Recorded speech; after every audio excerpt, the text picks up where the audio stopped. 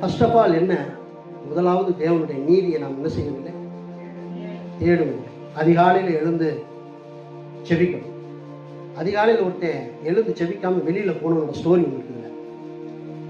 2 ராஜாக்கள் புஸ்தகம் 6ஆம் அதிகாரத்தை படிச்சு பார்த்தீங்கன்னா ஒரு பெரிய ஸ்டோரி. அது 2 பேர் இருப்பாங்க. ஒரு தீர்க்கதரிசி கையால் வச்சிருக்காங்க, கேயாசி.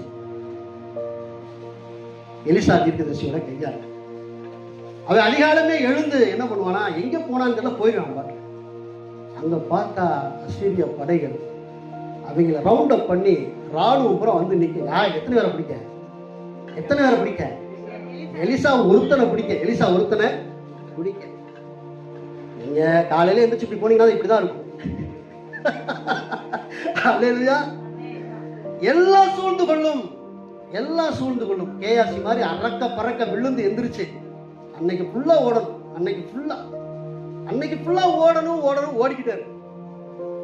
ஆனா வந்து எலிசா காலில் விழுகிறான் கேயாசி.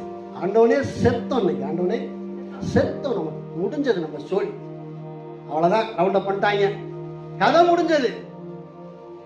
எலிசா என்ன சொன்னார்னா, அவனை பார்த்து நக்கலா சிரிக்கிறார். ஏன் சொல்லுங்க. அவர் ஒன்று தெரிந்திருந்தார், அவர்களோடு இருக்கிறவர்களை பார்க்கிலும் நம்மோடு இருக்கிறவர்கள் அதிகம்டா. அதை நான் பார்க்கிறேன், உனக்கு தெரியல. ஏன்? நீ காலையில உட்கார்ந்த தானே உனக்கு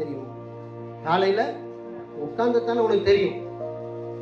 இப்ப சரி, அப்படியே அவனை கேயாசி விடல. எலிசா அவனை பண்ற, ஆண்டவரே இவனும் அதை பார்க்கும்படி இவன் கண்ணை ரிலீஃப் பண்ணி விடுங்க.